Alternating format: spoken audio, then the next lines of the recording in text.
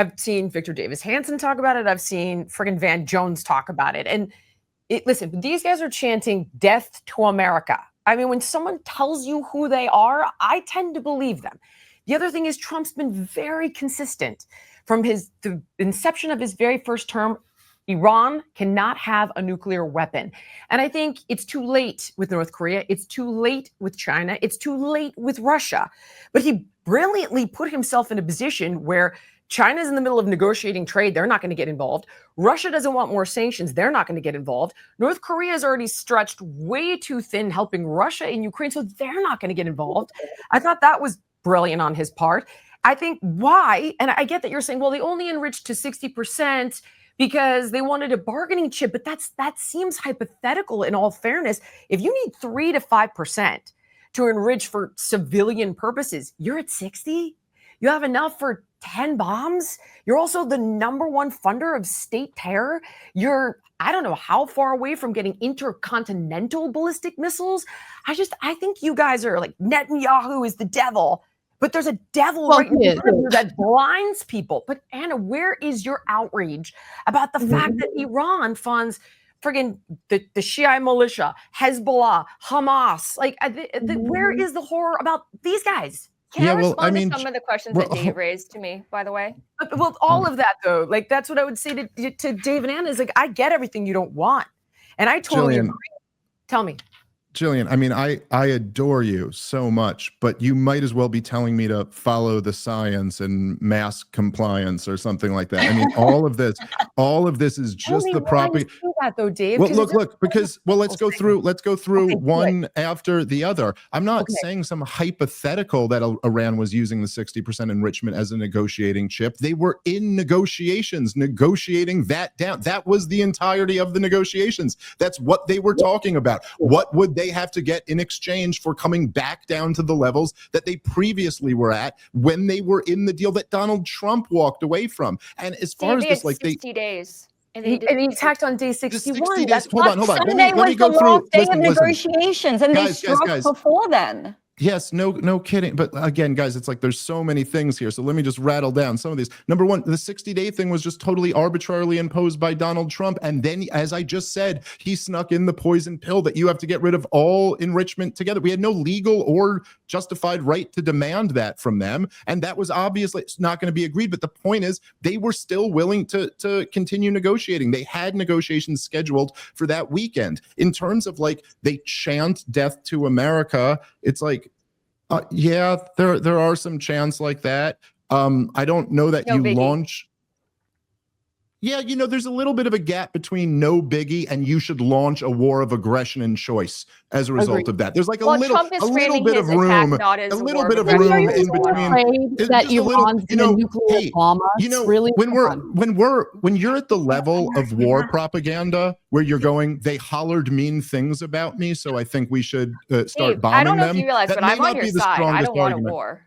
But you're kind of not. You're not on my side. If you're repeating the war propaganda, then you're not really on my side. My point of view, what I'm trying to get across is I see Iran as they were a nuclear threat, and to say otherwise is just naive. Yeah, well, no. What's disingenuous? I know. It's like so if you think about all the countries that America has targeted and put in their crosshairs, say like post 9/11, it's like Saddam's building weapon of a nuclear weapon. I mean, he wasn't, but that doesn't matter. We'll just lie about it and go to war with him. North Korea is a big threat because they have a nuclear weapon. So we have to have a sanctions campaign and put full pressure on them. Gaddafi got completely rid of his nuclear program. That means we got to go overthrow him. And also 60% enrichment means we have to go to war with you. So what is the option? What is the option that any country has that takes them off of the table of being a nuclear threat?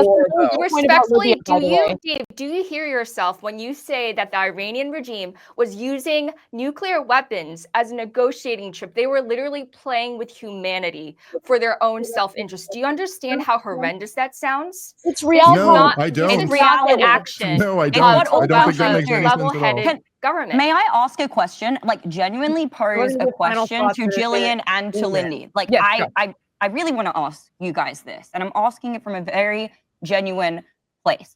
Obviously, Iran considered an adversary, very different ideologically in every single way. Israel is technically considered our ally.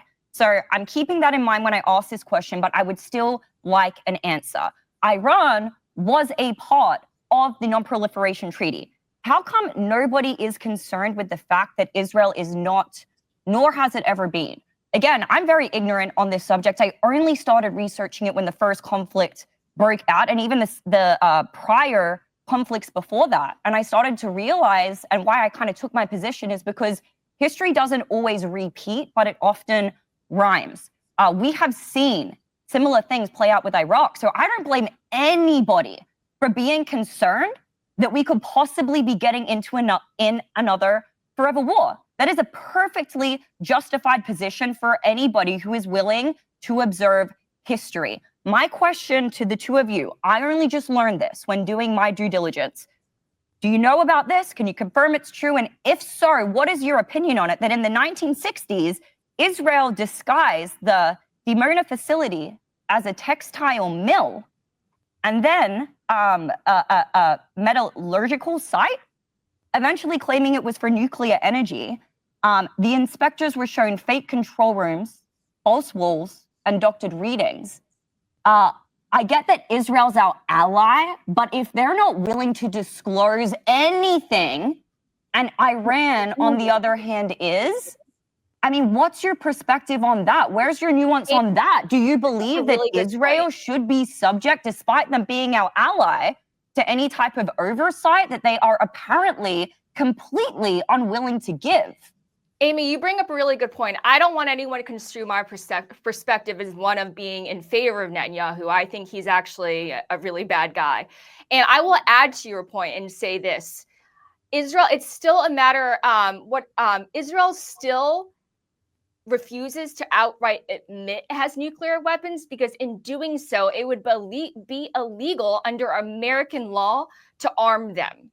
So we are in actually intentional denial about the state of Israel's nuclear regime, because otherwise it would be completely against our own statutes.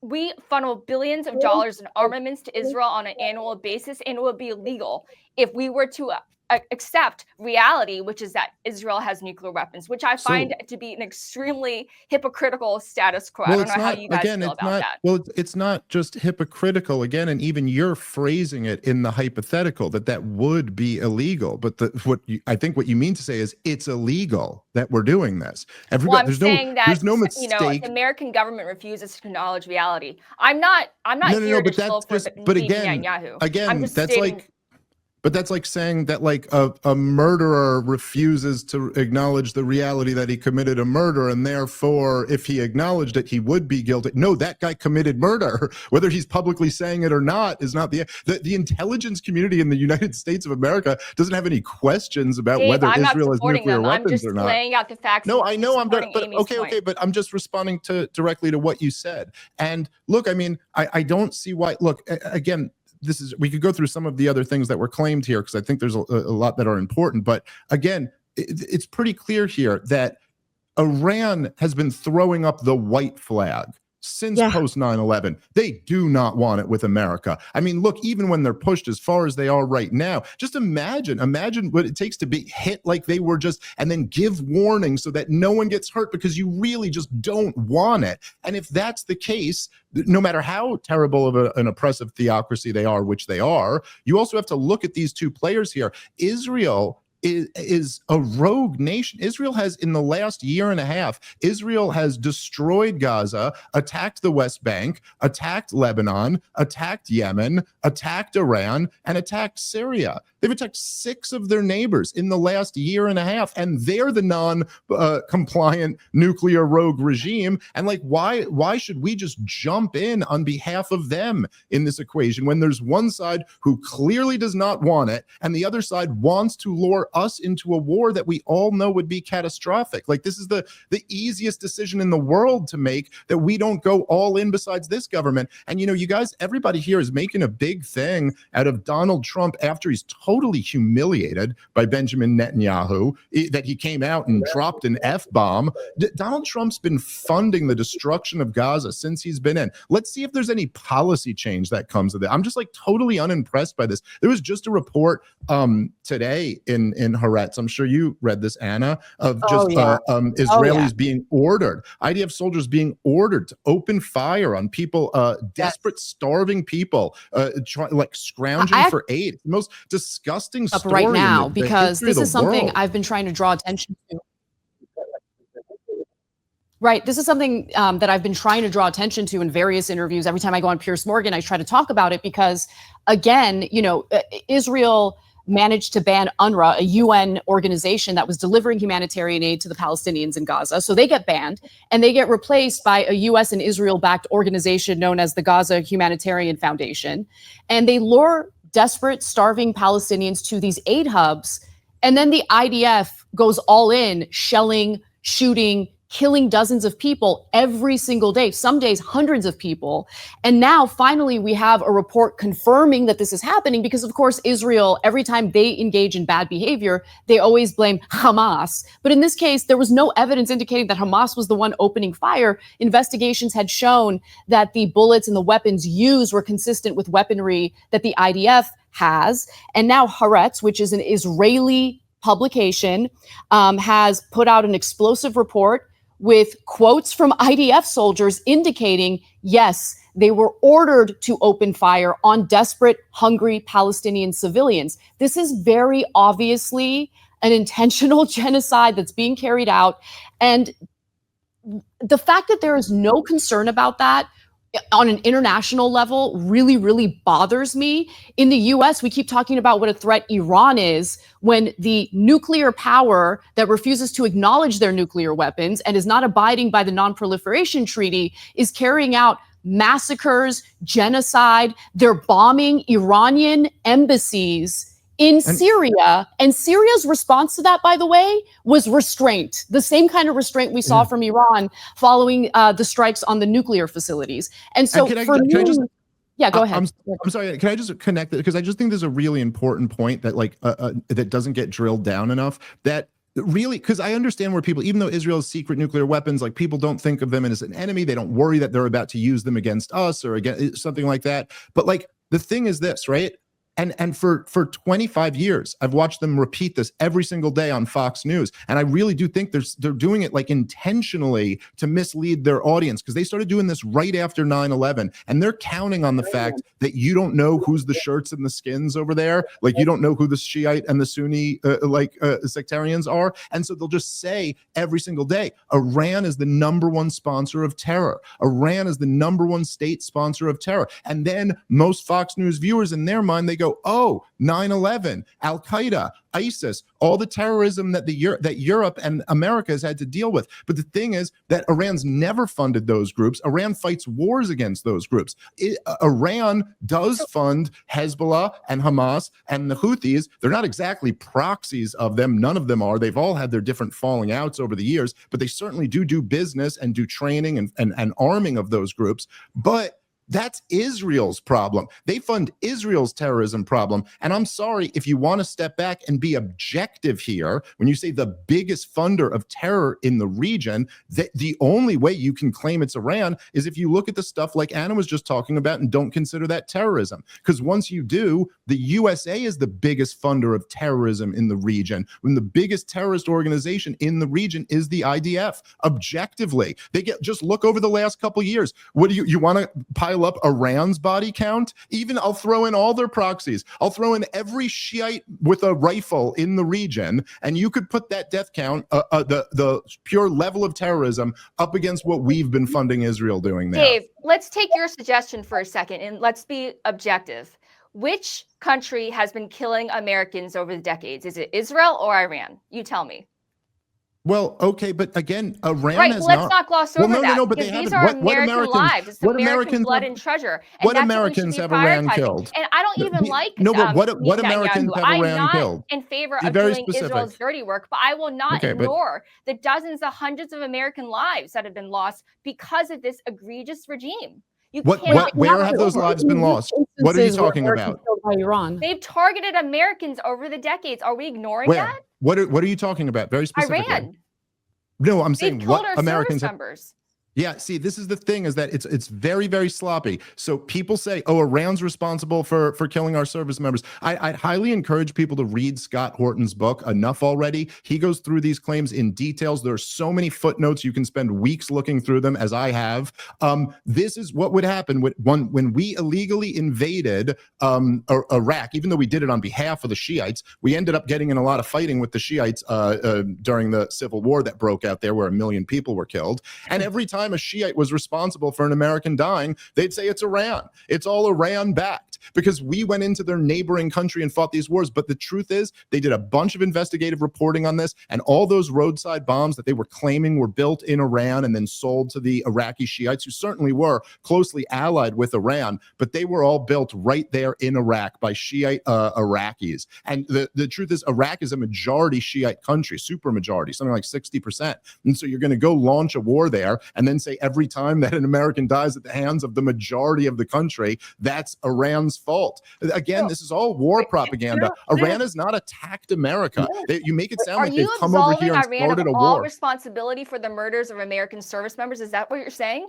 Are they real quick? You better back up your claims. Right. What about the USS Liberty as well? If we're to say that no attack has ever been staged, what about the USS Liberty, which is something I have just more recently found out about, so I don't even feel qualified to go into that. But there are a lot of people, very credible people, who have given very detailed reports on that, and that is a direct attack of Israel against America. Yeah. I have one question, because I don't disagree with you that Israel has done bad things, but to me, that is a separate issue. My question to you, and I get it, you guys are like, hold on, you're outraged about Iran. Why are you not outraged about this? And my question is, you're outraged about Israel, but why are you not afraid of Iran? I see your point there. I don't want a regime change. I don't want another forever war. And I completely agree that we have funded all of this, and it's been awful. I think you guys are right. I don't think this is that. And I don't think Trump is that president. I think he's been extremely consistent with his messaging. And I think that seems to be evidencing out here. We have a ceasefire. He's coming to the table saying, if you really want this for civilian use, we'll support it. What if this does beget an expansion of the Abraham Accords? Syria did just reach out to Israel and say, like, all right, we want in.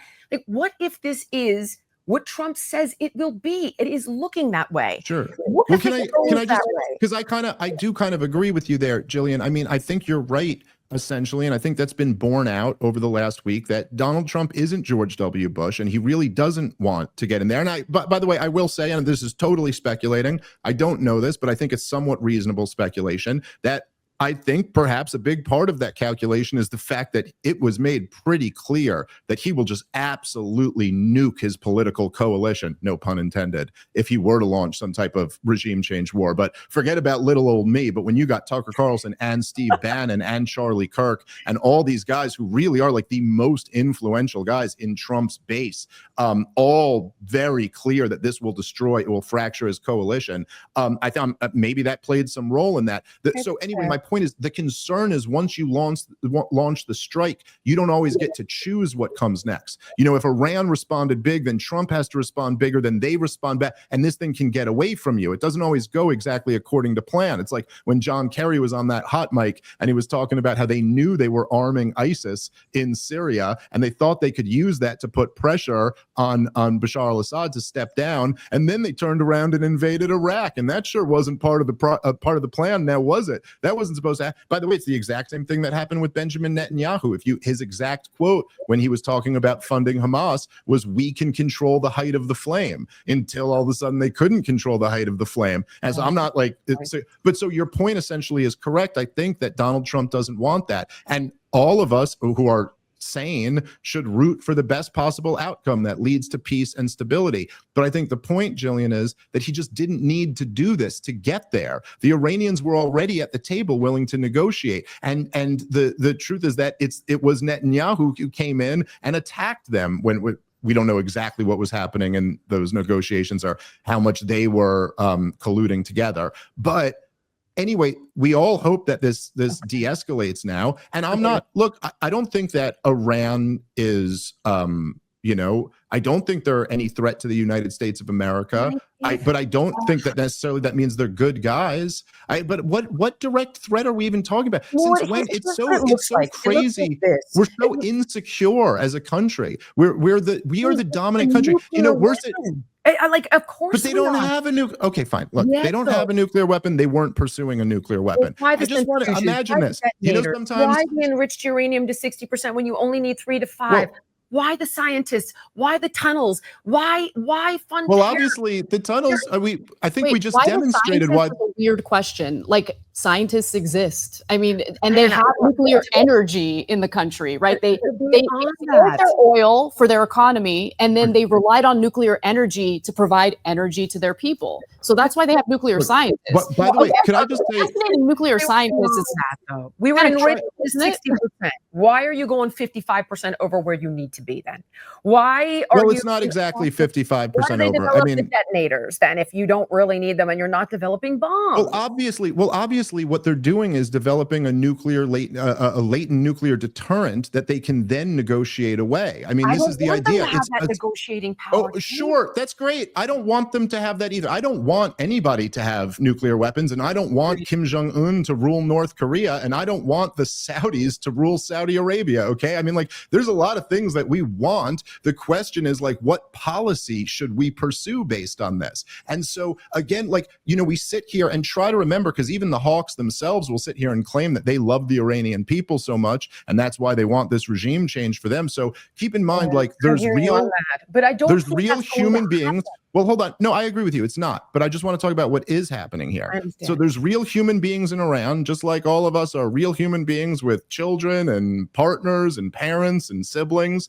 And we're sitting here talking about the threat that Iran poses to us. And to back this up, we've got 60% enrichment and some chance. We put Iran on the axis of evil after 9/11, invaded their 2 next door neighbor countries and destroyed both of them while threatening them the entire time. Our president of the United States called for an evacuation of their biggest city with 9 million people. And we're going to sit here and talk about the threat that they are to us. It feels like I'm talking to my 5-year-old about, like, a spider in the backyard, that they're a lot more afraid of you than you are of them. I mean, I'm sorry. I just think this is like, this gets into kind of goofy, paranoid territory here. There simply is no country on earth that really, short of nuclear war, poses a real threat to the United States of America. And yet we go around, you know, they say peace through strength. I've been hearing peace through strength since I was 7 years old, and all we've ever gotten is never-ending wars for it. Like, maybe if we just pursued a path, maybe if we were what America was always supposed to be, what the founders were unanimous on the vision for this country, that we should be friends with the world and avoid entangling alliances and never start wars of aggression and wars of choice. You know, but like, talking about posing a real threat, the Soviet Union had tens of thousands of ballistic missiles pointed at us, real nuclear weapons already completely done and pointed at us, and we still now, though, that's the argument. Is no, but I'm saying, but it informs how we deal with the future, and that we were able to, like, come to a resolution without at least fighting a direct war. And the proxy wars we fought, we pretty much unanimously look back as were really stupid, catastrophic mistakes. Like, who's really defending fighting the war in Vietnam at this point? And so the point is that we don't have to be in this posture. And the reason I think why people keep pivoting back to Israel, like people like me and Anna, is not just like a whataboutism, or it's like, oh, like, you condemn them, but why not condemn them too? The point is that the only reason we're even enemies with all these countries is because of our relationship with Israel. That's what the entire beef is here. That's literally what drives the whole thing. I agree with that, but I want to address something that you said a couple moments ago about us not knowing where this is going to, how this is going to unravel. This unraveled precisely as good as we could have hoped. When Iran attacked our military base in Qatar, they telegraphed that to Qatar, and to the United States beforehand to minimize injuries and damage. So that was a completely weak sauce response. It was completely symbolic, and it was their attempt to save face and to launch, basically, I guess, for their domestic audience. So they are clearly not they're not interested in furthering this war. And Donald Trump isn't either. J.D. Vance just came out a few days ago and said, we are not interested in a regime change war. Hegseth echoed the same. This is not something that we want to escalate. And right now it looks like with talks imminently next week, this is precisely this, the result that we could have hoped for. Yeah, no, listen, I agree with you, but then again, that doesn't really prove anything. Like if you get blackout drunk and go drive in your car to go for a joyride on the highway and come back in one piece, that doesn't prove that it was a wise course of action. So I agree with you that, like, yes, this would be the best case scenario for how this thing ends. Again, I mean, my argument here, look, it's not like there were a bunch of innocent Iranians and innocent Israelis who died in this 12-day war, as we're calling it now. So, like, I wouldn't say it's like there was no cost to it, but yeah, you're right. But even in think about this like whole discussion so far, while you guys are arguing how dangerous a threat Iran is and feel like I'm kind of downplaying that, this being a success relied on Iranian restraint. And that seems like a pretty risky game to play. Like, maybe that's my limit where I go, like, I don't really like putting the fate of the future of my country in the hands of the mullahs showing restraint. Well, Dave, I find that to be a little bit risky. I also want to make sure that we give Donald Trump credit, because if you saw the reporting that came out immediately after the attack, he had signaled to Iran that this was going to be a one-off strike, that he wasn't intending on escalating it. So I think it wasn't just restraint on Iran's part, it was restraint on Donald Trump's part. And he was listening to his base, that they have no interest whatsoever in another forever war. We don't want anything to do with the Middle East. And that's why I was calling for his impeachment. I mean, that's why I was trying to make as much noise as I could, and I think a lot of other people were, is because we wanted to signal. I think you did a service to the nation by doing so. Well, we wanted to signal as loudly as possible that, like, we absolutely won't stand for this, and we mean it, and that we will oppose you forever if you actually get us into this. But again, if I get hammered and then I go driving around town and then halfway through I decide I should really get out of the car and call a cab, you could give me a lot of credit for that decision in the middle to call a cab, but, like, I never should have been in that car to begin with. And so I give Donald Trump all the credit in the world. It might be the greatest thing that Donald Trump's done in the history of his life, that he took that off ramp and de-escalated when he had that opportunity. But we never needed to be there to begin with. So there's one ramification that we haven't. Trying to call balls and we got to move on. I think, listen, it bears to be seen how it plays out. As we've all agreed, we want the exact same outcome. We have differing opinions on how to get there, but Anna and Dave and Amy, you guys have made some very solid points that have impacted me and my thoughts on it. Although I do personally still feel like I don't want them to have a nuclear weapon, and I think we needed to show a deterrent, but maybe not, and hopefully this will work out the way we all want. Thank you so much for watching Her Take. If you like the show, can you help us out by subscribing to the channel, clicking the notification button, sharing, commenting, joining the conversation? It helps us out a ton with the algorithm. We appreciate you.